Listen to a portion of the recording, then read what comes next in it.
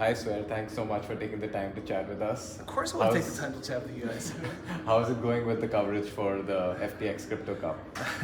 To say it this way, if anyone's complaining, if you guys are doing interviews at home and you're complaining about what you're getting and not getting from the players, this is a tough job, I tell you. I mean, I get to work with a lot of different sports around the world.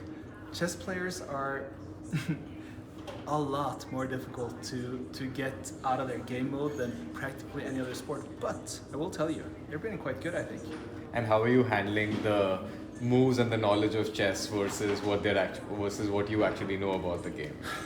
Well, I mean, I really like to believe, and I have a strong dedication that when it comes to chess, like other sports, if you ask Cristiano Ronaldo about how he scored a goal, you're not necessarily looking for how he flicked it with the outside of his foot before he took an overstep and he took 2 steps before taking that shot instead of taking 3. It's more about what was your emotion going into that shot? How did you feel? How could you execute the technique you've learned? I really appreciate the fact that chess players offer so much insight, but I think in the past, we may have been missing the more human aspects of these players. Like, how nervous were you when he suddenly started with the H-pawn and you felt the pressure coming? How nervous were you when he decided to castle on the opposite side, to the queen side? It's those kind of things that we tend to forget in the analytics, and that I think Champions Chess Tour is really helping bringing. It's a human aspect to it. Awesome. And I know that we are all rooting for Pragg back home in India. So I'm rooting for Pragg as well. How have you seen his evolution over the Meltwater Champions Chess Tour? When it comes to Pragg, and I'm cheering for him as well, I'm telling you, he is such a gentleman, and not only is he a gentleman, but he's such a interesting character in the sense that he really takes you on a journey. He tells you exactly how he feels, and I was talking earlier about how we need to see the human aspect. Pragg is really the definition of that, because he will go into the game talking about his emotions, how he felt, how excited he was if he actually got his plans working, how things were developing if after his preparation. I mean, it's so much into his head, and I love that. And I must admit, I do believe that Ramesh plays a big part, because he's also such a genuine chess person, and them two together, I believe, is such a strong combo, as we're seeing the results of now. I mean, look at the guy. He's 17 years old.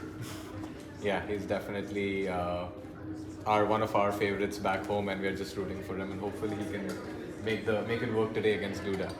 I'm really impressed also with his evolution as a person and a player, because I first met Pragg in the Oslo Esports Cup. I then met him in the Open Norway Chess Tournament, and now again here. But just from every step along the way, he's becoming not only a much better chess player. I mean, just look at how he's converting without his nerves now compared to Oslo Esports Cup.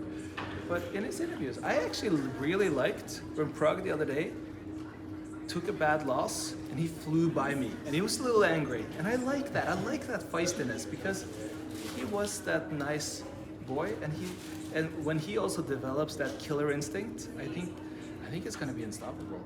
And now, I mean, look at the trio we have: Magnus Carlsen, Alireza Firouzja, Praggnanandhaa.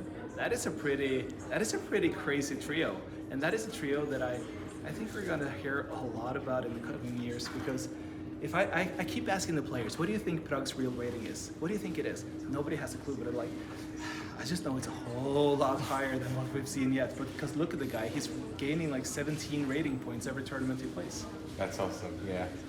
And last question here is, what are, outside of chess, are you also covering other sports, and what are your plans for the future legs of the tours? I do, and I in addition to doing chess for Chess24, I also do chess for Norwegian television. But fortunately, I have better experts than myself in the studio. But I also do a lot of tennis. That is probably my main sport. Football, golf. I'm a bit of a potato. I can be used with everything. That's awesome. And your favorite football club? I did grow up a Spurs supporter, so Tottenham Hotspurs is probably what I'll have to say. Awesome. And obviously Haaland in Man City right now. I'll say it like this. I really enjoy watching Holland. I really enjoy watching Ødegaard for Arsenal. Plays today at 12:30, starting about now, by the way. But I won't change my club affiliation. But I will allow myself to enjoy some individual brilliance. What's the one thing that chess has but football doesn't? Ha! There's a whole lot.